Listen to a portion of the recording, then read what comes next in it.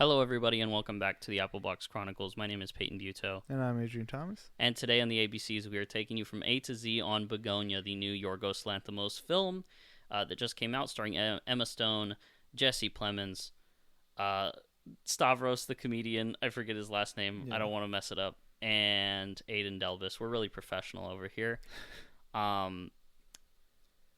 Yeah, this movie, it's quite the movie. So I saw this at Fantastic Fest like a month and a half ago now, and then it just came out in theaters across the world, and I thought it was really, really, really good, and I've seen it twice now, and you just saw it. Yeah, I saw it on Halloween, actually. Yeah, and we were just thinking about this movie, and we were kind of going over our episode schedule, and we were like, what if we squeezed this in, though? What if we did a little Begonia episode? Because this is, in a way, you could think about this as a finale to a trilogy of episodes here on the Apple Box Chronicles. If you listen to our, well, I guess there's 4. If you listen to our 2 One Battle After Another episodes that we did, and our Ari Aster Eddington episode, who produced this film, by the way. Produced by Square Peg.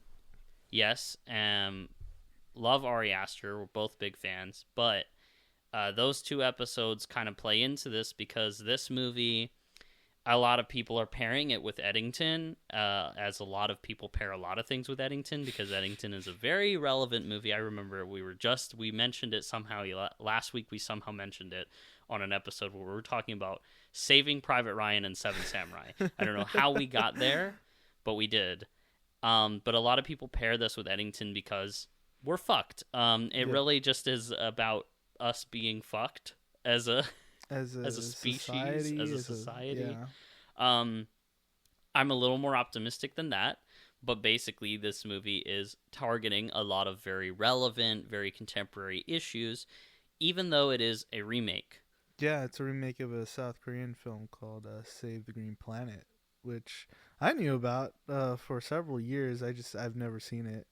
I knew of its existence. I didn't even know that this movie was based on that until like maybe a few days before I saw the Begonia for the first time. So, but I guess I need to watch that movie now. Yes, I also have not seen it because, like I said, we're really professional. We really do our stuff. No, I mean, this was a bit of a last-minute episode. I'm going to be real. We just really wanted to talk about this before year's end while it was still somewhat relevant and people were bringing it up because we do have a lot of thoughts on this movie.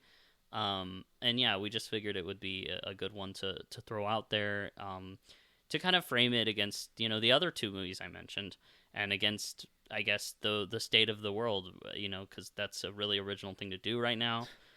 Nobody's talking about the state of the world, but there's some stuff going on. It's pretty crazy. But let's just, I guess, get into it. Yes, we'll go into a spoiler-free section of this movie, so if you haven't seen it, we won't spoil it for you in this moment, but you should watch it. You should absolutely watch it. Go see it. The spoiler-free section is going to be very brief. We're just basically talking about technical stuff. We're not going to get into the story as much because, I mean, you can't really. Yeah. So the movie looks great, and I didn't know this until just a few moments ago, but it was shot on VistaVision, which VistaVision's really coming out with a just kind of having this rebrand, reintroduction to the world because as most of you may know, One Battle was shot on VistaVision, The Brutalist was shot on VistaVision.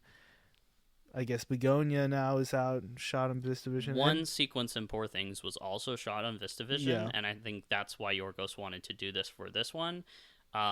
He wanted to juxtapose the contained spaces in this film with a very big, large format, and the movie just looks so good. Looks incredible from start to finish. I mean, it really is a noticeable difference. I didn't even know this was shot on VistaVision when I first watched it, but the crisp, like, just the depth of the images were so apparent that I knew something special was going on. I mean, this is obvious recent bias, but like VistaVision is now like one of my favorite formats, and like any movie that uses it, like not just movies that are coming out now, but like of the past, are just some of the greatest looking movies. And I mean, next year we have Remain is going to come out. That shot on VistaVision, oh, really? At least in part.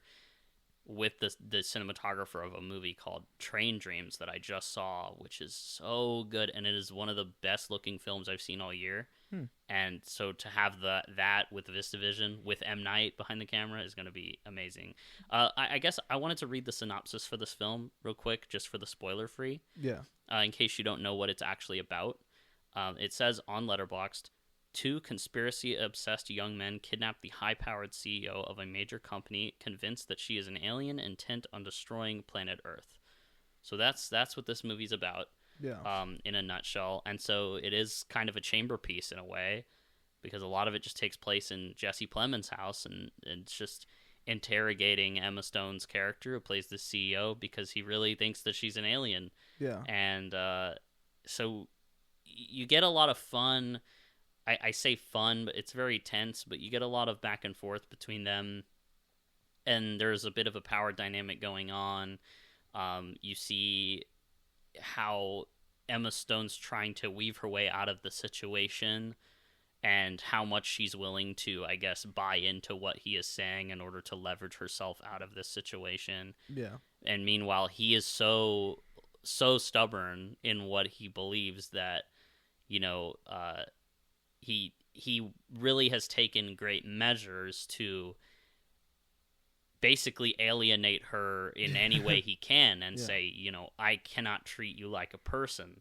So it's very hard. I think a lot of what this movie is capturing is a lapse in communication between people in the world that we've constructed. There's almost like there's just people living amongst us that are living such starkly different lives and have such different priorities that it's almost impossible. We're not even speaking the same language at this point, like with some of the stuff that we believe that's so different. I mean, yeah, if you look at the world today, and like someone in, you know, our, I guess, bracket of income versus someone who's has several $billion, like we're two different people who have two very different ways of life and ways that we go about it, and two different perspectives on our own reality.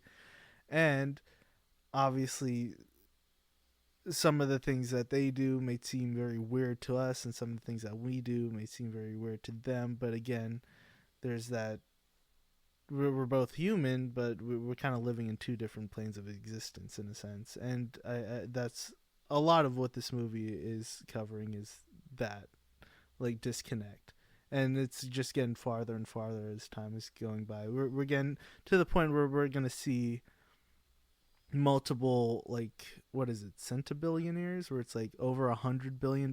Jesus like Christ. It's like people are getting so rich, and then there's still the majority of people in the world that are still so poor, and it's crazy. Yeah. And so I think, I mean, even when it's not that big of a, I guess, income difference, it is still pretty big, but there's people I know that are my age, and they're not themselves rich, but they're in a very privileged position, either based on their family or like whatever.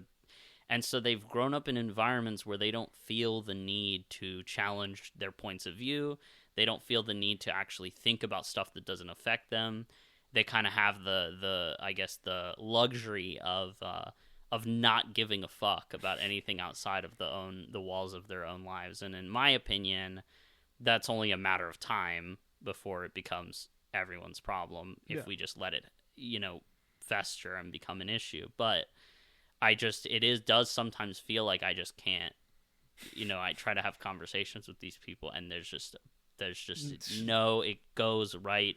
I was talking to a brick wall. Yeah, it goes right in one ear and out the other. There's just no, because it's like, this is what I've believed my whole life. This is all I've ever had to worry about. You're telling, why should I actually care about this stuff, you know? Yeah. And so it's really, it can be difficult sometimes to get through to people like that. Not even saying that all of them are like at heart terrible individuals or anything like that. It's literally just that it's like they cannot rationalize, you know, they I guess they just don't have the they have the luxury of being uninformed. It's weird because in the day and age of living through social media, where everybody should be seeing everybody else's life and have more sympathy and empathy towards other people that they either know or don't even know, it's like there's the bridge between people are becoming wider and wider, bigger and bigger, because nobody can.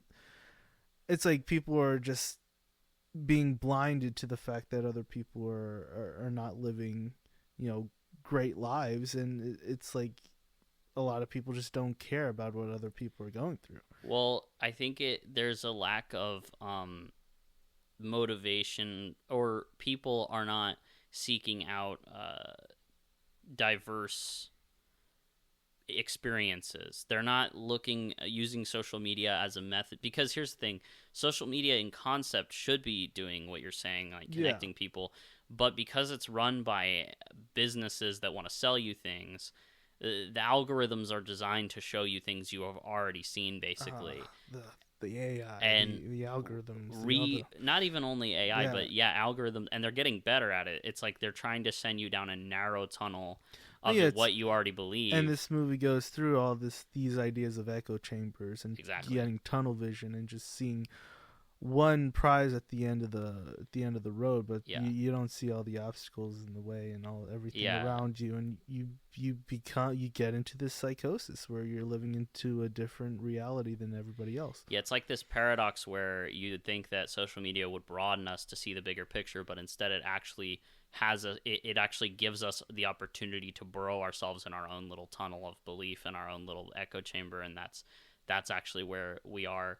And it also allows people to just like completely fake their own life online. Like they can completely make themselves out to be completely different. And so I think there is actually great things that can be done with social media for awareness, for raising money for good cause, or actually doing good. You can objectively do good on social media for sure. Yeah. But there's a lot of danger too. So for a lot of people who really, really, really want to believe something because it would help them exist and it would help them rationalize the terrible things that have happened to them in the world, they can find it. Now we have a tool at all of our disposal now where you can find another person who believes the same thing as you and has this shared delusion about reality, because there's probably something that happened to both of you that you're trying to kind of cope with doing this. Anyway, I guess that's the movie. That's right the here, movie thematically, without spoilers. We did a great job. We did a great job. Also, I guess to transition us. So if you haven't seen the movie, don't stop listening. Yeah. But we want to talk about the title for just a second. The title Begonia is a ancient Greek term, which is, I believe, means the theory that bees can be born from the carcass of a dead ox. Yeah, it's something like along those lines. It spontaneous generation or something like that? Something like that. And basically, that's what this movie is going about, which is, trying to can we create something new out of this decaying, I guess, world that we find ourselves in. And but there's a lot of references to the ideas of the bees. Their systems are collapsing, and we don't really know why. We think it's they're abandoning their queen, and there's a lot of ideas with how bees are being associated with our own society and the similarities. But even in the movie, they kind of go over like, not everything's as black and white as it seems. We might not know every factor of why we have seen a decline in bees. I think they're getting back up. We're seeing more and more bees nowadays. But there was a moment where we were losing the bees. I'm so sorry to bring this up again. Yeah, you're gonna say happening. The happening. Yeah. It's the beginning scene. He literally says, he's like, why are we seeing these insects drop rapidly? And everyone's theorizing, and the one kid who gets repeated at the end of the movie on TV by an actual scientist, he's like, it's an act of nature and we'll never fully understand it. And that's the scary thing. It's like, I think The Happening is doing a similar thing to this movie, but it's post 9/11. It's like when something tragic happens and we don't fully understand like what happened. Like, you know, we just seem crazy. We can't communicate with each other. And I think it actually had its finger on the pulse of something that we are like living in that more than ever, I think. Yeah, but I think the fact that we don't understand, we don't have the black and white of it all. It's that rises to people having more like conspiracy theories and ideas that are kooky and not exactly in reality, and that's kind of the problem. It's like people nowadays, if anything, need like a correct answer. They need the right answer, but there are no right answers. Right. That's it's why really messing up everybody. That's why the lady at the end of The Happening says, "You're gonna kill me in my sleep." Like, she just doesn't. She's like, I have to rationalize it anyway. Sorry, but yeah, it is. It is actually a fun comparison now that I think about it. Yeah, the movie's good. Anyway, the opening of this film has a lot to do with the bees. Yeah, we're in spoilers now. We'll yeah, as I said. But yeah, I do love how they're able to kind of connect the two kind of themes and ideas, because you really have to try to understand these two guys, the Jesse Plemons character and the Aiden Delvis. Aiden Delvis, who's this is her first movie and they're on the spectrum. They give a great performance, and they're both in the beginning. They're both actually quite likable. Like, you feel very bad for them. They're doing like little situation. exercises together. It's kind of funny, and there is actually moments. There's little moments where these guys are kind of endearing. Yeah. You have to understand where they're coming from, and that's why in the beginning when they talk about the bees, you're kind of like, yeah, these guys, I feel bad for them, and I kind of understand what they're trying to get at. And like you said, you kind of try to go in like not knowing, like kind of having that fresh perspective. So I knew that the movie was about them thinking she was an alien. Yeah. But when I watched the movie, I was kind of, trying to like, I was just trying to engage with the movie on a level of like, if I didn't know that, like, this is me going into the movie and like, just trying to take what the movie's presenting. And it's really great because they have this monologue from Jesse Plemons at the start of the film that's talking about the idea of them. And he's like, they want you to think that it's you who runs the world, but it's them. They're the reason that everything feels so, off. Like, they're the reason the bees are dying out. They're the reason for all this bad stuff. And, and it's showing at the same time you're hearing this, basically the daily routine of this CEO played by Emma Stone. Amazing performance as well. She has to do a lot of nuanced things, and she's really good. But she is getting ready and like doing all this stuff, and like you just see she's wearing a face mask and doing the yoga, and goes with the Stanley Cup to wear like all these things, and she's in this really nice house. And you kind of start, if you're watching the film blind, you kind of are like, yeah, fuck her, bro. Like, rich people suck. Yeah. Like, you kind of get this idea of like, oh, he's low-key speaking facts, though. Like, he's, talking about how rich people are kind of ruining the natural order of the world and like all this stuff. But then you realize, oh, he thinks that when he says they, he's referring to an alien species called Andromedons. And then you're like, oh. But you kind of were with him for a second. Yeah.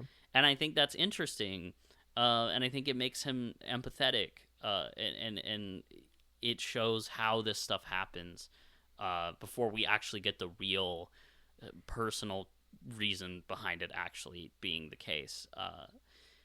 And I guess since we're in spoilers, we should just reverse engineer from the fact that we know that Emma Stone's character in this film is an alien. Yeah. Well, the thing is, going in, I just had it in my head that she is an alien. Like, yeah, that's something Yorgos would do. It's like, if she wasn't an alien by the end of the movie, I do think that would have been interesting, but it also would be a different type of movie. Yeah, you would have to really change a lot of it. Yeah. I think, I guess let's talk about the moment we realized that. For me, Well, if yours was first chronologically, so go ahead. Well, I kind of figured I had the inkling when she first wakes up after being captured that she didn't like immediately freak out. Like I feel like most people would freak out. Yeah. But you could the movie's very smart in how it kind of leads doubt in every direction. So you could also just assume that because she's this really popular rich CEO, that she's not freaking out because she knows she has that elitist mentality about her that she's gonna be fine, she's famous, people are gonna look for her, and so she doesn't really have to, I guess, not worry too much, even though she's in a very bad situation. She feels like she's probably in good hands because of her status. But I'm also like, whether you're rich or not, you're being kidnapped by people you don't know. They could hurt you, they could kill you, they could do whatever. I would be freaking out way more. I'd be like, this is what. Well, like you said, the movie's very smart. Yeah. It also shows her like crying. Yeah. On the monitor as well. That's but that's a little later. That's like yeah. And they even say she knows she's being recorded, and she's probably being performative. We don't know. We actually don't know if she is being performative or if she actually is being. That's what's interesting. I think like the first, the initial waking up, I do understand. If it were a human, she would probably be freaking out a little bit. But I also think that you could see that as her trying to maintain the composure with these people who could be crazy and be very like, hey guys, like just so you understand, this is really bad what you're doing. And then when they leave, she is able to show those emotions because she doesn't want to show weakness. Yeah. So there is that interpretation as well. If she were to be a human. Yeah, but that wasn't really the moment where I was like, yeah, she's an alien for sure. No, I still had doubt. I think it was pretty obvious to me was when they were shocking her with like, I think the most they were giving her was like 400 like volts or something, and I was like, there's no way she's still alive after all of that. Yeah. And so I was just kind of like, she's probably an alien at this point, which isn't a bad thing. I don't think everybody's gonna have that assumption, and it's a decent chunk into the movie as well. Yeah. There's right after that was mine, I think. Yeah. Because, well, it wasn't me saying she's definitely an alien. It was when I stopped caring whether she was an alien. And I'm not saying that as a criticism of the film. I'm literally just saying, like, at that point I kind of realized what the point was of the whole dilemma, where they're at the dinner table and he thinks that she's royalty at that point. So he's, like, showing her a little more grace and respect. Yeah, they're eating meatballs. Yeah, so she's talking and he says something like, you're lying to me, or I know what you are. And she literally is like, what's the difference? And I literally, like, that hit. I was like, oh, wait a minute. It doesn't actually matter if she's an alien or not, because what's that going to do? Yeah. Proving that you're right that she's an alien, what's that going to do? And so both Teddy, the Jesse Plemons character, and the audience have to kind of reckon with the fact that it's like this thing you've been trying to figure out the whole time that you really want to be right about, this mystery. Yeah. That doesn't matter. Let's look at what's actually what you're actually seeing is someone who who has a lot of pain and trauma that they're trying to process through this thing that they're obsessed with, and you're seeing someone who, on the other side of that, I guess, has lost their way as a person. Even if they are an alien, they've kind of lost their way and become a part of the corruption that humanity kind of lures you into. Just being a human, it just kind of pulls you in there. That's why the best alien is Superman.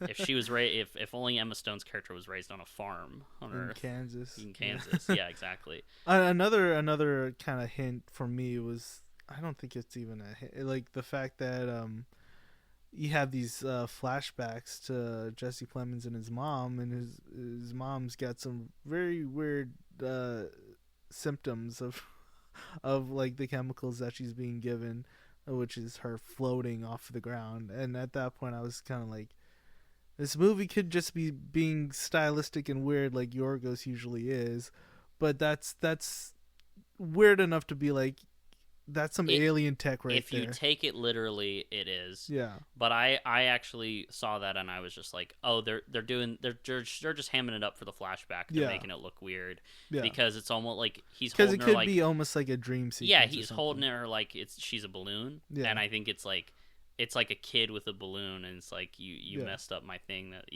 it's almost like it shows kind of the I don't know, how they treated his mom was very wrong, and like it's almost like she's being treated like something insignificant, and he's like holding on to her as she's trying to float away. Like it's almost symbolic for the fact that he's just holding on to this pain, and that's what driving and it's like he can't get over the grief of basically he's lost her mom. Yeah, he's lost his mom. It's also the fact that isn't he like a little kid, but he looks like Jesse Plemons. Like it's got this. Well, I think bizarre. he's younger because he's like a younger adult or a teen. Yeah, because they shave him and he's just got a fresh face. I don't know. There was something about it that looked a little bit like he was too short to be looking that way, and I thought it was supposed to. I don't think I noticed that, but I think on a rewatch, I thought it was maybe a little stylish. Anyway, Yorgos would do something. They'll just like cast an adult as a child. It's just to illustrate this is the same guy but younger. Instead of casting a different actor to play him, it's just you put adult Jesse Plemons' face on a little kid body, and it would be like, oh, that's him. Oh, we never even talked about Yorgos Lanthimos, like our history with his stuff. I mean, it's fine. Like, okay, so I've known about Yorgos for quite a long time. Like this, like since I don't know, like I think The Lobster. Okay. I think maybe was it like 2012? Yeah, so I've known about his stuff for quite a while, and when The Lobster came out, I kind of watched all of his movies at that point, and I've seen all of his movies up until now, except for Kinds of Kindness, which just kind of came and went, and I just wasn't able to catch it. But I'll probably watch it at some point. But I've always been a fan of his stuff. Honestly, I think The Lobster was always my least favorite of his movie, even though it's like one of his most popular ones. But it's not because I didn't like love it. I thought it was fine. I just didn't really connect with it. But I feel like if I were to rewatch it, I'd probably like it more. Also, I've only seen all of his films once. I don't think I've rewatched any of his movies, and I feel like if I were to do like a recap of all of his movies and rewatched a lot of them, I think again I would enjoy a lot of them, and I think I'd have a bit more respect for a lot of them. Not that I don't have a lot of respect for him. I do. I like his movies a lot, but I'm not like a fan to the point where it's like I need to watch his stuff like all the time. Yeah, it's like his movies are so nice and meaty and succulent. They just hit you. Yeah, you watch it one time and you're like, that's so good, and then you don't really need to watch it a second time. Not saying that I shouldn't, but it's so satisfying sometimes to just watch his movies and just be like, yeah, that's a great movie. Yeah, for me, I love Yorgos. I haven't seen every single one of his movies, I don't think. There might be like one I'm missing. Alps? Probably. I think that's the name of it. I really like Dogtooth. Dogtooth for the longest time was my favorite of his. A lot of people hate Dogtooth. Yeah, it's very, very, very weird. Yeah. But I haven't seen it in probably a decade. I need to revisit it. So fucking funny. There's a scene where great. They're mouthing words and I could not stop laughing. It was like so funny. That movie's great. Poor Things, I think, is like his biggest, most, I guess, impressive film to me. I just think that movie's incredible, and I think it might be my favorite. It's just so like it's such a sprawling movie, and like everyone's so good in it, and I love the world. It's so like the world is very dynamic. You get a lot of different visuals in that movie, and a lot of different actors, and I love the score. It's just such a great time. Kinds of Kindness is probably the weakest for me, just because it kind of almost feels like he's just having fun with that one. It doesn't hit the same as the other ones, but it was good. Yeah. And I like The Lobster fine. I really like. Fun fact: The Favorite was the second movie I saw in theaters living in Austin. Wow, I do like The Favorite. and I got my first job like right before watching that movie because I went to the theater and I was like, "Are you guys got applications?" And they were like, "Yeah, we're doing interviews right now." And you got the job right. And I did like a 5-minute interview, got the job, and then saw The Favorite. That's nice. That's Crazy. awesome. But yeah, The Favorite, really good. I love that one. I love The Killing of a Sacred Deer as well. Yeah, I like all of his movies. Yeah, his movies are great. I just don't think they're like a me movie or a me director where it's like, I gotta watch this guy's movie. Like I just think he's always good to visit. Yeah, he's just a great director to visit every few years. And, I think Begonia actually might be my favorite one. I think it's definitely up there for sure. I would have to revisit Poor Things and Begonia like maybe one or two more times just to kind of figure it out. But it's definitely there with like Poor Things. I like Begonia. I like small. I like when a movie has big themes and ideas but is very small. Like, oh yeah, that's me. Yeah, I know. That's my sensibility. I like both. I like big movies and small movies. It really just depends on like what each movie's trying to do. Yeah, no, for me it's if it takes place in like one location, it's like fuck yeah, or just a few locations. I'm just like it's like two characters talking the whole time. I'm like, yeah, this is it. So I this was honestly just so good to me. I think this is a good double feature with like Knock at the Cabin. I think because it's in a contained space and they're arguing over whether or not something's true the whole time. So I find it to work pretty well with that film, except this one is a little darker at the in the as a whole. Yeah. But let's get back to I guess the content of this. Yeah. We were kind of exploring how Teddy is using his conspiracy theory as a coping mechanism.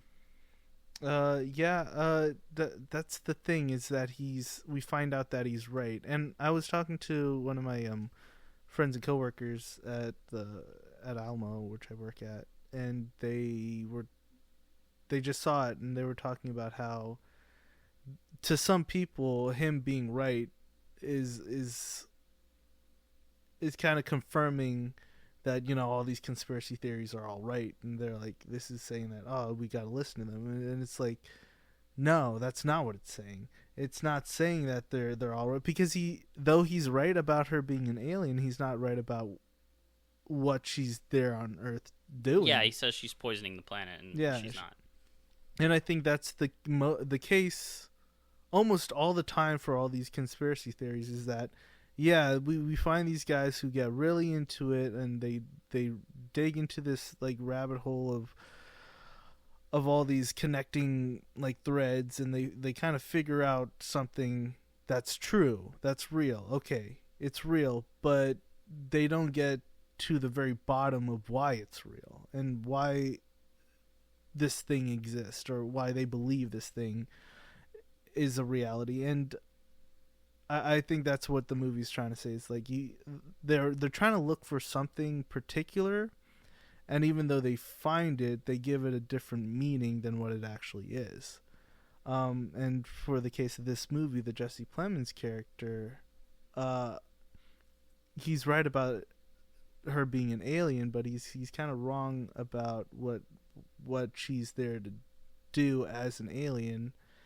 And he only hates her for that because of his own personal background with knowing who she is and what her company has done to his mother, and even how he himself has been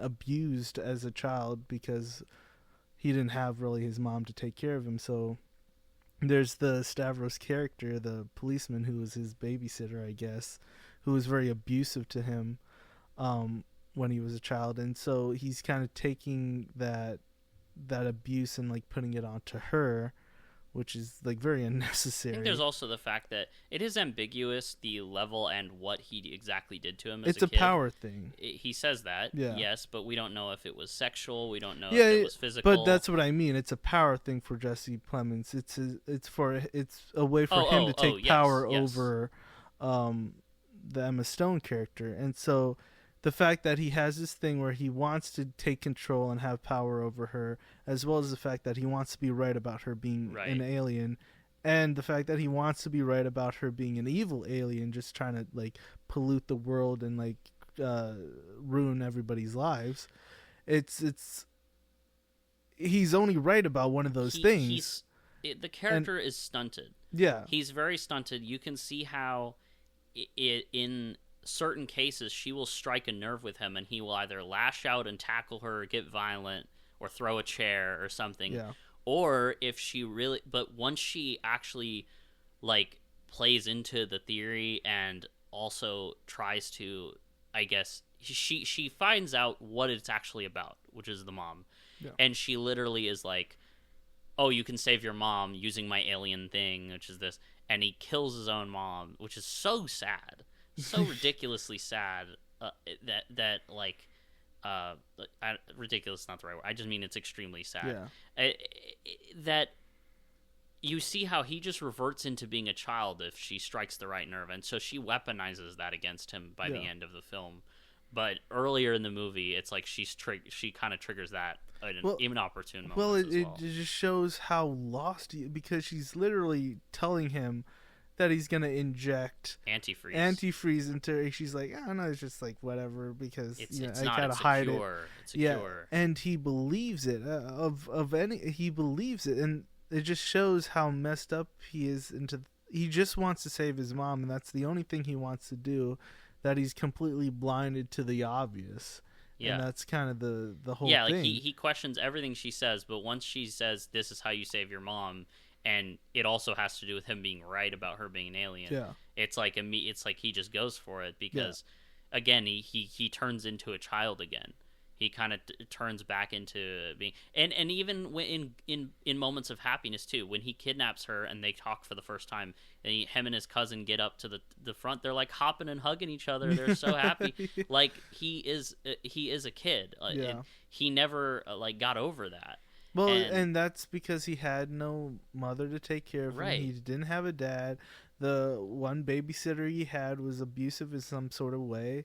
The only friend that he had, I guess, in this movie, is his cousin, who's also on the spectrum. So so he also needs, he also there is no support system, and he's got to find a way to support himself and kind of make understanding of his world and his reality. And the only thing that made sense to him is that there's aliens taking over and they're ruining his life, and it becomes more personal to him than anything else, and that's the problem. And that's why you see all these people online, all these conspiracy people, like when COVID was happening, they're putting crap in the vaccine, they're putting microchips in the vaccine. What are you talking about? But these people are struggling to understand how they could live in this pandemic that they're kind of forced to live in, and they don't want to, and they don't know how to take care of themselves. They don't know who to trust and how to trust the systems that they feel have been constantly undermining them. And they're latching out, and they're trying to reach for things that they feel are right and they believe are right, but just aren't. It's very tragic, these characters. Yeah, let's put some ivermectin in me, some horse parasite eater. Let's put that in my body because that's what I believe. It's crazy. And the whole world suffers due to this, unfortunately, because when you don't take the vaccine, then you're spreading COVID more. And it's because I think really it plays into the fact that a lot of people, as we were talking about earlier, are so privileged to where they can't take these people seriously. They can't think we if everyone that thought this way, if we all kind of considered why and we looked at the actual root of the problem and people got the help that they deserved, after going through very, very traumatic things that lead them to this way of thinking, that's in a perfect world, then we would be able to hopefully live amongst one another and come together to solve a common issue. Yeah. But unfortunately, we're so busy alienating one another that even if the CEOs of the world were actual aliens, it almost like wouldn't matter. Yeah, it's like, what is it? What difference does it make? What are we gonna do to stop these billionaires? Yeah, So the only because thing we can do is to come together and kind of reject what they're giving us. Like, for instance, if you don't like Elon Musk, for instance, don't buy Tesla. Don't support Tesla. Don't support any of the things that he does. The only reason he's getting rich is because of that. If you don't like Jeff Bezos, don't buy off of Amazon. But of course, so many people buy off of Amazon, even though they completely hate the guy and they hate everything about it, and the fact that Amazon at some point will probably they'll take over the majority of the brick and mortar. Yeah, of everything that we buy, because they could reduce the price so low that you have to go through them. And then by the time they take over and all the small mom and pop shops are closing down because they can't compete with them, that's when Amazon's going to hike up the price of everything, and then we're truly fucked at that point. And yet people are like, but they're so cheap on Amazon. I gotta use Amazon. They deliver for free. If it makes my life so much easier. It's like, yeah, it makes it so much easier right now, right here. But in the long run, it's gonna fuck you over. And people, it's like that's the reality of the world we live in. Right. So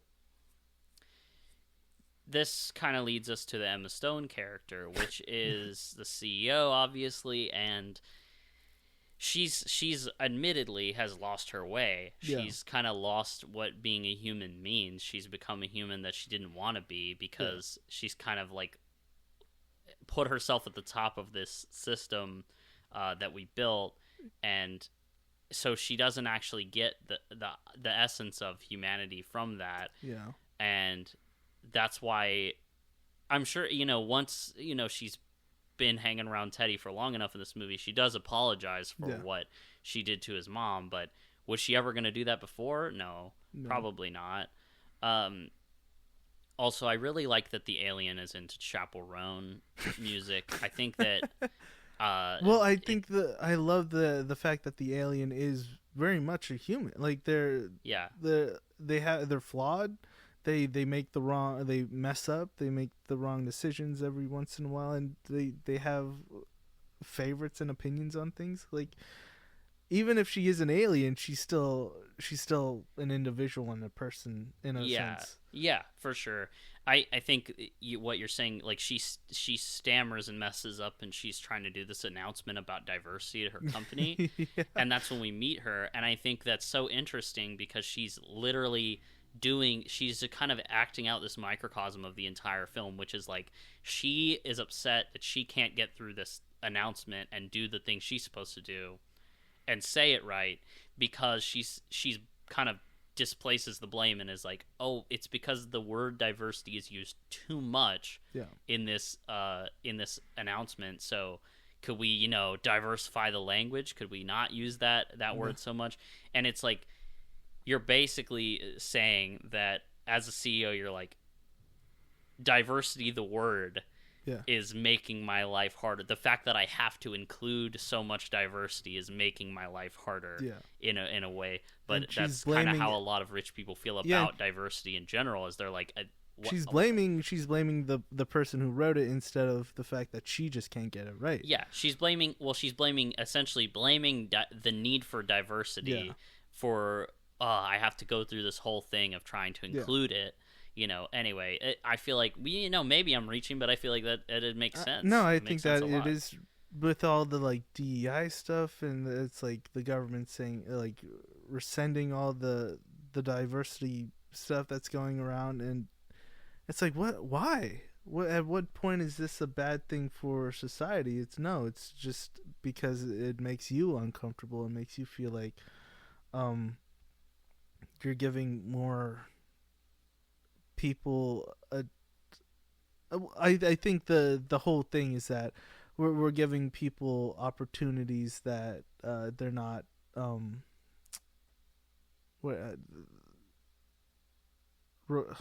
I can't think of the word. they don't have experiences on, that or are not what deserved. Like yeah, some like that are underqualified. there we go. Yes. Yeah. But that's not the case at all ever, because if you're going to hire someone for a job that you need qualifications on, they're going to have the qualifications. You're not just going to hire them because they're black or they're Latino or whatever. And that's the big argument, is that we're giving these unqualified people things or jobs, and that's not the case. It's just racism. It's just plain racism to cut all these DEI stuff and the diversification of the workplace. Yeah, And it's just plain white supremacy racism from the White House. you're alienating people. Yeah, exactly. Look Exactly. at that. Yeah. Oh my gosh. Begonia.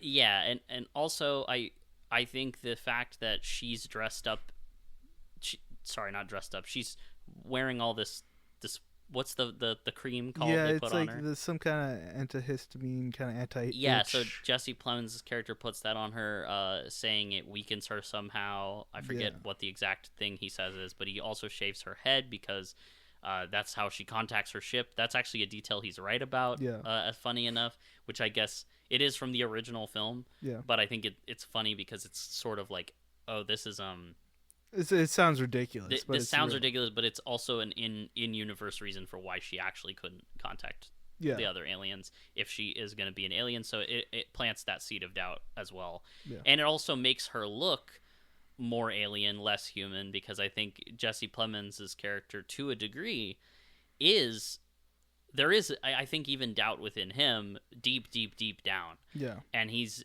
trying really, really hard to prove that he's right about this, because if there is a chance that he can be right about this, then, it would make him feel better about what he's gone through, and it would give his life a little more meaning, to him. So he's really searching for, and I think this is true for a lot of people, we're all searching for meaning, and we really want our suffering to mean something. And I think that's what a lot of people do, really, really bad things for that goal, and they don't even realize that that's why they're doing it. They think they're saving people. They think that but it's like because you want to be important and you want a grand purpose. And so a lot of people, it's very unhealthy to not feel like, you have any power or importance. And that's why I think it's important to value everybody and their contribution to the world, and that's again, why, not alienate people. Yeah, and that's why they do everything in their power to basically make her inhuman. They make her bald. They put on all this white stuff on her, and they give her this big they even jacket or something. Yeah, they even chemically castrate her so that they can't be attracted to her or anything. Yeah, it's like they make her as alien as possible so that they don't have to have this idea that maybe they're wrong, that maybe she is human. Sorry, did I say chemically castrate her? I meant they do that to themselves. Maybe I said that wrong. I can't remember. They basically inject themselves with stuff that make them not want to. Something like infertile, dysfunction. I don't know. I don't know how it works. Yeah, but they basically can't do anything sexual at that point. Yeah. Wouldn't know from experience. I don't know anything about doing that. But yeah, so all these things, I think ultimately this movie is kind of about the Earth is flat in this movie. Yeah. You know what I mean? They literally show that the Earth is actually flat. It's actually this great gag because at first they show a bird's eye view when they do the 2 days before the lunar eclipse, one day, and it's showing the Earth, and then at the last one they show that it's actually flat, and even in the diagram that the aliens have, it's flat. And I think that's so funny because it's really hammering home the message that the Earth might as well be flat. Because what does that even matter? Yeah. If you're right about the Earth being flat and you really want it to be flat and you want that to be true, that is still not going to fix all your problems if the world is flat. The world's flat, but everybody's dead. It doesn't matter. Or, the CEO might be an alien. Okay, sure. You can prove that you're right about that. But that's not going to... That doesn't take away from the fact that the CEO is doing things that are bad that a human could also do. Yeah. But because you want it to be an alien or an other force, you don't want to empathize or relate to any other person that does something you don't like, and you'd rather there be this big kind of plan at play against you. Then it's okay, but even if you're right about that, it doesn't take away from what's actually going down, and it doesn't fix the problem, and it doesn't fix the personal reason behind the problem.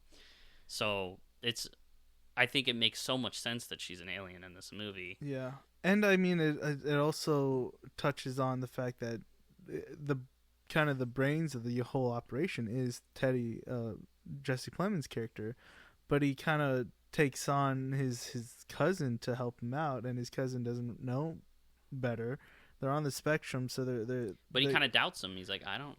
He doubts him too, but it also shows that some people will believe in this stuff too, just because of their relationship or their understanding of the people that they're surrounded by. Mm-hmm. Like the environments that you grow up in, you might believe in something that isn't real just because your parents believed in something that isn't real. Absolutely. And yeah, like for Halloween, there's a lot of people posting crazy clips of like their children in like Donald Trump uniforms and dressing up the children to make a political statement, and it's using what do these kids care about Donald Trump? They don't know who Donald Trump is. They don't know what a president is. But you're dressing up this toddler to make a political statement, and they're gonna grow up looking like crazy. Yeah, I mean, there's a house of people that I know that are very, very religious, and every Halloween they leave out a basket with its candy, but the attached is like all these pamphlets about God and like all these things, and like how they used to say like Halloween is a satanic holiday, but yeah, no, they still say that today. No. I mean the stuff they used, like literally these specific people, they used to say Halloween is a satanic holiday, and I think they still believe that, but at least now they're like actually leaving out candy with the fucking thing. Anyway, there's like a booklet, and it's like it's this question. It's like, is there a God? Look inside for the answer. And in the inside, it's like, yes, there is a God, because there has to be a God, because like to say there isn't means that like I guess creation can't happen, or there's no meaning to anything. Like it's a very black and white, like extreme way of looking. It's like it has to be. It's either there's God or nothing means anything, and nothing is possible. And I'm like, well, no, there's definitely an in between to this. I mean, I wish I had. She it has right to here. be an alien, or nothing of this matters. Yeah, exactly. I wish I had a little bit of a thing. I mean, there's people of faith like that. Religion is, I think, a different thing than a conspiracy theory, obviously. Yeah. I just think that when you're so black and white about your beliefs, and you're so like gung-ho about like, you know, I cannot connect to people unless they believe these things, then it's going to divide us ultimately. Like we kind of have to like, I think that it's, I guess, more healthy to assume that everybody you meet knows something you don't. Yeah. You know, even they might not be as smart as you, but they probably know something you don't. They have something. Everybody has some kind of experience that you're not going to know or relate to. Yeah, or have had yourself. And I think everybody in that way makes the world bigger. But instead, we that's why you got to diversify everything. Right. We constantly find ways to like put ourselves into little echo chambers and little clubs and create, like, even with movie opinions. Like, I just talked about this on my TikTok. Like, with movie opinions, people will try so hard to, like, find what the right opinion is on something, even though that's not a real thing that exists. Yeah. You know, they when a movie comes out, it's like the discussion is not about talking about how the film affected you and creating a diverse, you know, landscape of opinions to enjoy and to appreciate and to celebrate. Instead, it's like, no, let's all try to figure out who's wrong about this, and let's all try to figure out why mine is better than yours, and why everybody needs to feel the way I do about this thing, or else I cannot function, you know, knowing this. But no, you should I think just share it. Just share what you think, but like, you also have to be open too. Like, your opinions can change if given the right information. Maybe you didn't like a movie for a specific thing, then you hear about why that specific thing was happening, and you're like, oh, that makes sense now. Or you love a movie and you don't have any issues Yeah. with it, and someone who does have an issue with Yeah. it says it, and maybe it doesn't change your mind. Maybe it's like, oh, this thing that really didn't work for this other person, I didn't even consider, and that actually makes me like the movie more. Yeah. Or maybe they're Or like, vice versa. or you can just be like, I see why you feel that way. It's not about like, no, it has to be this way. Yeah. It has to. And I think people are so accustomed to this way of thinking that even when I'm trying on my page to express an opinion in an informative way, or in a way that's just like, hey, I'm just trying to share this, start a discussion, people assume I'm trying to tell them what to think. It's really like they get so upset about it. Yeah. Like I talk about Trap and they're like, you're reaching. It's just this. The movie is just this. And I'm like, you don't know that. Yeah. Like you don't have to make me hate it, just like I don't have to make you like it for this to work. You know what I mean? But yeah, so I think it's just about diversity. Yeah. And so that's why I think that's really good. Yeah, I mean, thing for the movie to hit. That's why this movie is great, in my opinion. Yeah. Is because it touches on so many themes that expands out into our reality and what's actually happening, and how people are taking in information and even art, and how they're perceiving it. And this movie's pretty good, and it kind of leads us into you have a begonia theory. I came up with the framing device for this, but this is something we wanted to include in this episode. But I just think it's so fitting for the movie called Begonia, as we already explained what the title meant, that I think in this case the metaphor could be that for what we're trying to get at is that the world is almost the decaying ox. Yeah. And if we're looking at this purely from the perspective of the cinematic landscape of 2025, because we've had movies like Eddington, One Battle After Another, and Begonia that all kind of show our country, our society in shambles, and what's going on in a very pointed way, and a very upsetting way, almost like people will watch these movies and get upset, and I totally understand that. I love all these movies, but I think that it is very fair to watch these and be like, I don't even want to sit and this is uncomfortable. It gets political. Well, it gets uncomfortable because you're seeing all these things that are actually happening. But I think that's very important. Anyway, the point is, the world is like that decaying ox, and the bees are like the movies, because our idea that we agree on about this is that great art kind of comes out of the decaying world. When the world is the dying ox, bees do come from it. It's the bees are great art in this metaphor. Like, look at the 70s. We were having Watergate and the Vietnam War and all that crazy stuff going on, and the hippies and all that, and counterculture, and look at the art and the movies that came out of that. It's great. Just bangers. Yeah. And of course they were all about the period that they were in, like all the President's Men was a political movie about Watergate. You had Star Wars, which is about the Vietnam War. It's political, yes. It is. The conversation, like Apocalypse Now. Look at all these movies that are just about their times, but they're also classic, and we love them because they're so great, and because they're trying to say something about the society that they were in at the time that can be echoed to our reality today as well. Yeah. And just great art unfortunately comes from great disasters sometimes. Well, that's because people are more emotional. Yeah. They're more passionate, and they really want the bad things to end a lot of the time, and they really want to paint a picture of how it feels. Sometimes when upsetting things happen in real life and people are very, very upset and they're feeling a dramatic tension, they have to put, like, the way I see it, a lot of things that are traumatic become physical almost, where we have to put them somewhere, or else they just hurt us constantly. And so I think arguably the most healthy way to do that is to create art and to make something that puts your feelings out there and gives you that kind of release of being like, this is how I feel.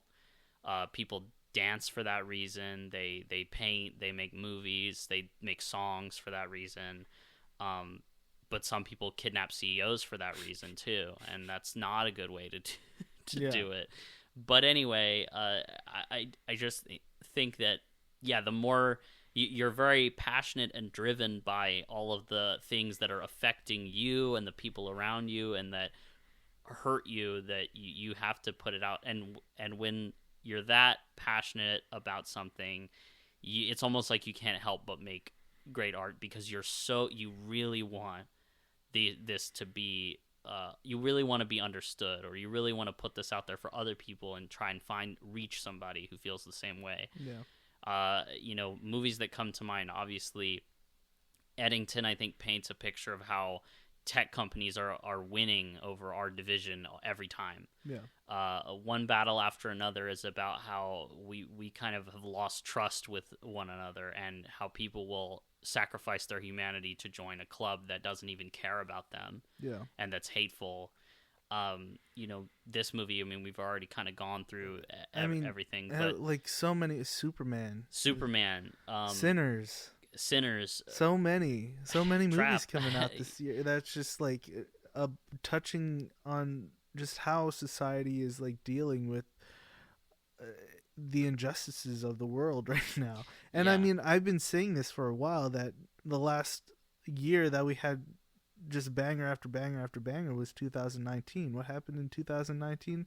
We just got out of getting out of Trump's era, his first era of the world, and there is kind of a wave. Like, so Trump gets into presidency in 2016.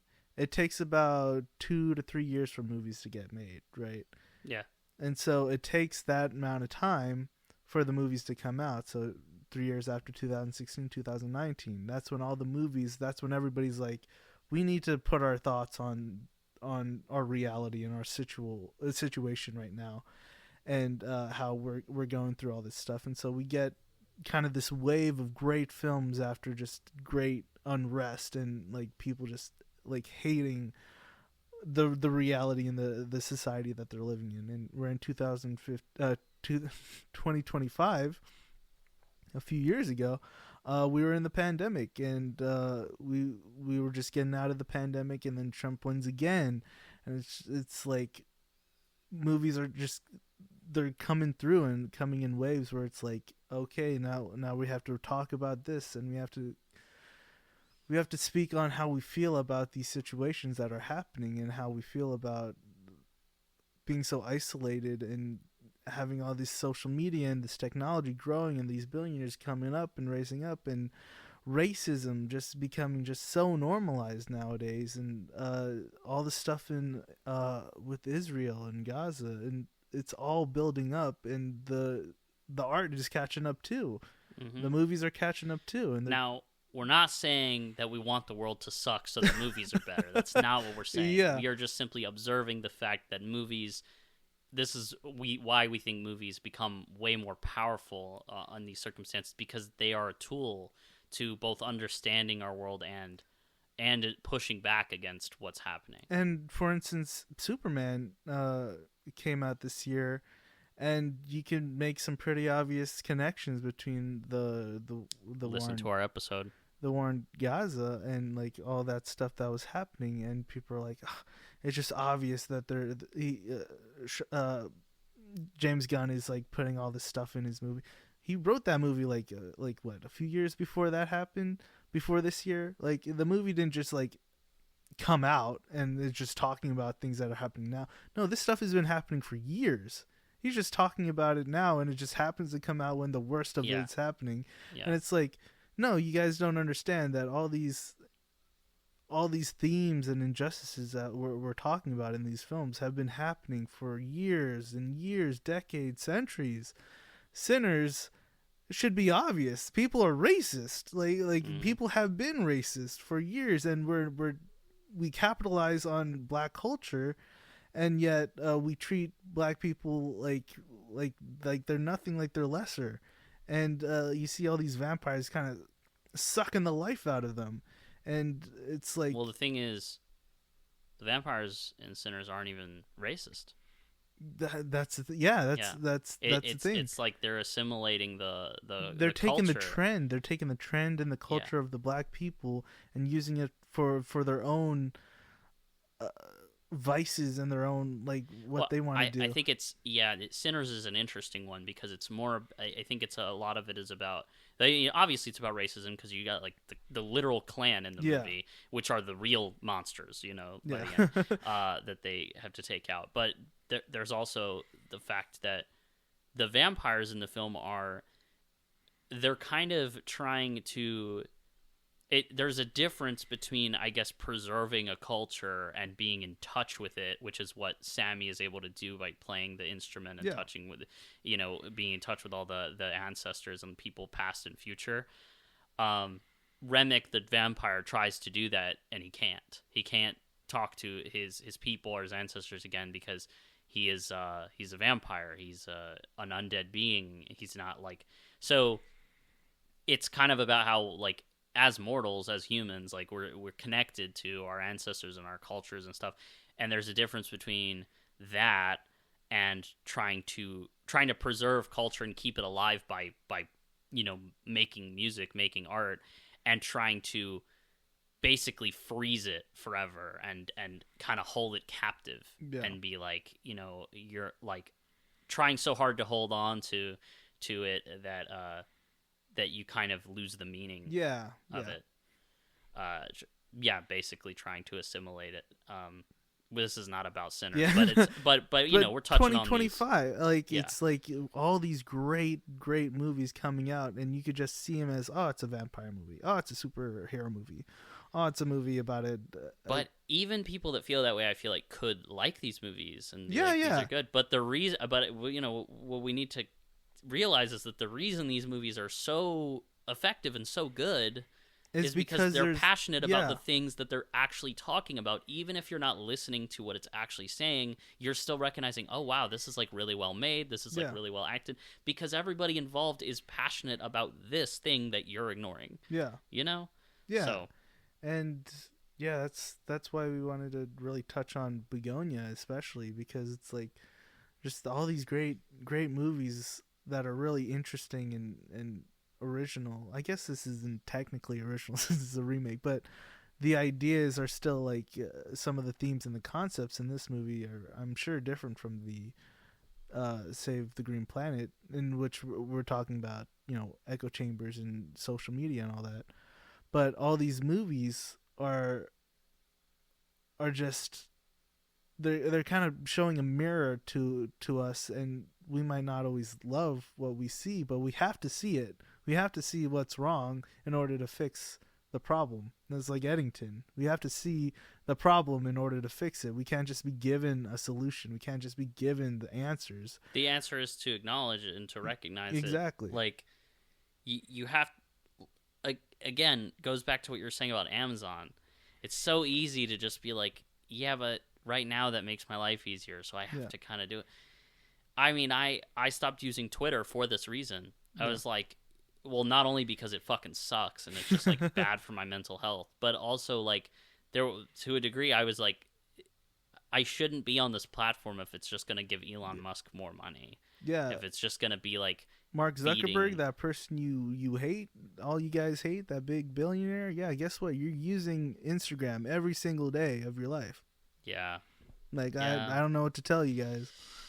It would take a lot. It would take a lot for just people to understand that what they're doing is contributing to the people that they hate. And it's going to be hard to take those things out. So it's hard to take those bad habits out of your life. But if you truly want to make a change for the better, you got to do the hard thing. And it's so unfortunate because you're saying that about Instagram. Meanwhile, we're sitting here. We have an Instagram page for the podcast. We have a Twitter page for the podcast. And there is hypocrisy to that, I admit. I just think... And this is the problem. Everybody thinks, well, I don't make that much of a difference. I'm one person. Like I said, if you don't feel like you matter in the grand scheme, that's a very unhealthy thing in both ways. because you'll either lash out or you'll kind of be like, oh, everything I do is inconsequential and I don't make an impact on this planet. Yeah. And if you don't realize that you have an impact on this planet that is important, because we're all, but it would have to be like millions of people would have to agree. I think what needs to happen is we need more people in the spotlight, more celebrities, and more people that actually like have a voice to make those like statements. For instance, like Billie Eilish, just I think a few days ago or a week ago or something, she was talking about how even she's like, yeah, billionaires have too much money. Like they could be sending money to charity and shit, and she sent money to like a few $1 million to charity, and people are getting on her being like, only 11 million to charity. Okay, Billie Eilish. It's like she's a millionaire. Millionaires versus billionaires are a huge difference. Like huge difference. She might be a celebrity, but she's not a billionaire like she's criticizing. Yeah. Billionaires need to be doing the ones sending like half of their money to charity. They don't even need 1% of their money to survive. They don't even need 0.001% of their money to survive. Yeah. They could send all of their money to places that could help people who are hungry, help people who have cancer, help people who are struggling in their lives. And they don't, because they are selfish. And they're honestly, the majority of them are very bad people. Very selfish, bad people who just need to have that ego of having all that money for themselves. Yeah. Yeah, and it wouldn't, and nothing you just said. It doesn't matter if they're aliens or not. Yeah, nothing you said would have changed. It doesn't matter if they're aliens or not. To make them an alien is just to say, oh, I don't have any place in this though, because that's a different species. You know what I mean? Like I'm not part of the species that's doing it. But we are part of the species that's doing it. Yeah. And that's I guess what I wanted to say is we do have the social media accounts for the podcast. Obviously, I literally my like hobby, I guess you could say at this point, it's a hobby. I would hope it would be something more than that. Is making online content about movies. So the thing that we do with our social media is the idea of what social media is meant for is to kind of broadcast or what we would like and our opinions and our ideas, and it's putting our own voices out there. We're not promoting anything that's giving us money. We're not I mean, eventually we'll probably have a sponsor, ideally. I would hope so, but we would even in that sense, let me put something out there, right? Yeah. I guess since like this is, I want to make this clear. We would hope the podcast would be successful. Yeah. We would hope that we would get sponsors and have, because that's how you make this work so that we can dedicate more time to it. Because otherwise we have to keep our day jobs and everything. Yeah.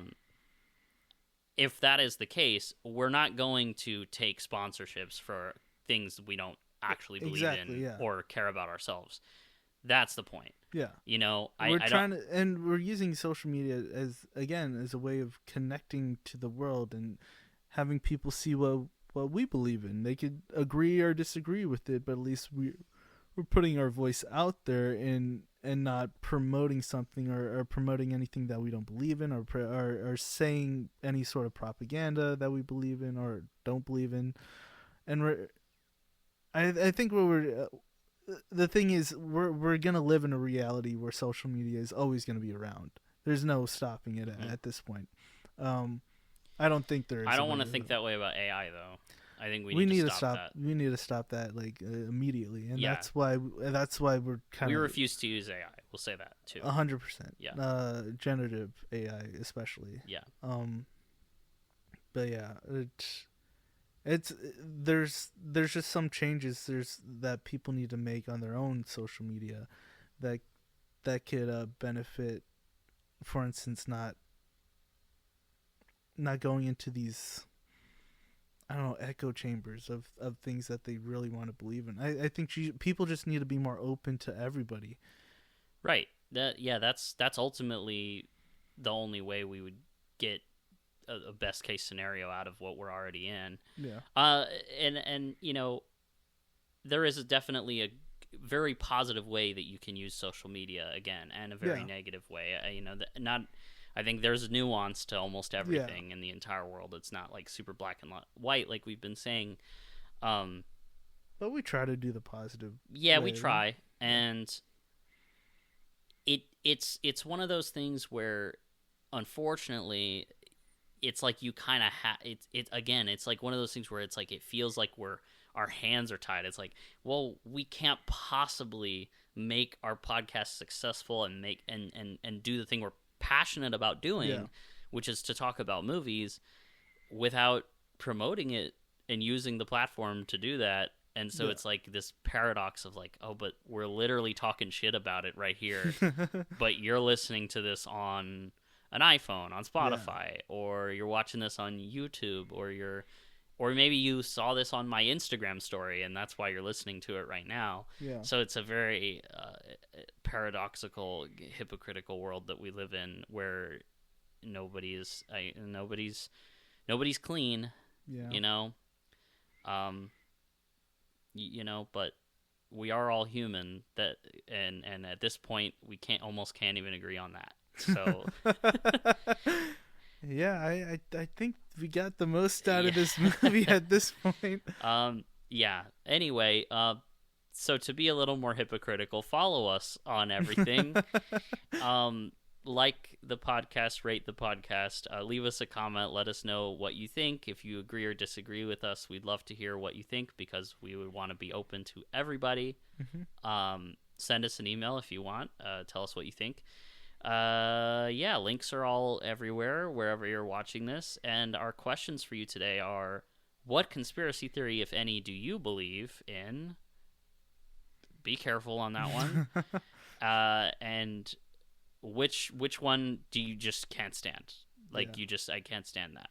Maybe that's, I don't know. That's kind of that's incendiary. Well, I don't know. In terms of conspiracies I can't stand are usually ones in which science has already proved that you're wrong. For instance, the flat Earth, or the fact that we didn't go to the moon, or the fact that we did go to the moon, but a lot of people think that we haven't still for some reason. And yeah, just conspiracies in which science has literally have been proven right, but people refuse to believe that. Right. A conspiracy theory that I believe in? Yeah. I don't think President Trump got shot. Oh. Yeah, I think it was all just a thing to get his ratings up and higher, and I believe that they would have killed a person just to get the man, the president. I almost don't want to comment on that. I think it's a conspiracy theory. I don't fully disagree with you on that. The thing about conspiracy theories is that we don't really have. There is no right or wrong unless proven. We're not going to kidnap anyone over it. Yeah, like it's just like I don't think he got shot. Like, come on. Yeah. And what is your favorite Yorgos Lanthimos movie? Mine's probably this one. It's probably between this one and Poor Things. Yes. I also need to revisit Killing of a Sacred Deer as well, because I really do remember liking that one too. It's just, again, that and Dogtooth I haven't seen in years, probably even, I don't know, maybe a decade or something, or close to that. Yeah. And I just need to revisit that. I can't think of any conspiracy theories that particularly upset me besides the one that you mentioned, or the ones that you mentioned, but yeah, I don't know. I guess my conspiracies theories mostly lie in movie takes. I'm like, this movie is about this. They're trying to tell us this, like, yeah. And sometimes you and our other friends are like, Peyton, you're that's not necessarily what it's about. And I'm like, but to me, it so is, you know. But that's just an opinion, really. That's not even I guess a theory. I guess it is a theory, but it's fiction. Well, I think another thing is just that when it comes to conspiracy theories, they're just all. I think the problem with people is that they try to make their theory seem like reality when it's not. It's a theory. They're not. It's not proven yet. You haven't proved your theory. Well, you have to. Yet. When you present your theory, you are supposed to present why you believe it's true. Yeah, and that's the thing. some people take it as a fact when it's Yeah. not. There's always got to be doubt, Yeah. right? But that sometimes is Sometimes it's true. Sometimes, yeah. Most times it's probably not. But doubt is how you also can have faith. You're like, I believe in this so much because maybe it's not true, and that but this is what I would like to believe. As long as you're aware, is all we're saying. Anyway, this was a super fun one to do. Yeah. I'm glad we got to do this one. So a lot meatier than I thought it would be. Yeah, like I said, follow us everywhere. Check us out. We post episodes every Monday, and we're getting almost closer to the end of the year now. So we are gonna have basically a season finale at the end of December, and then we'll probably come back after a short break. So stick with us for the rest, and don't miss an episode, because then you'll be missing us when we're gone, truly. But yeah, it'll be a lot of fun. So I've been Peyton. And I've been Adrian. And we'll see you next time on the Apple Box.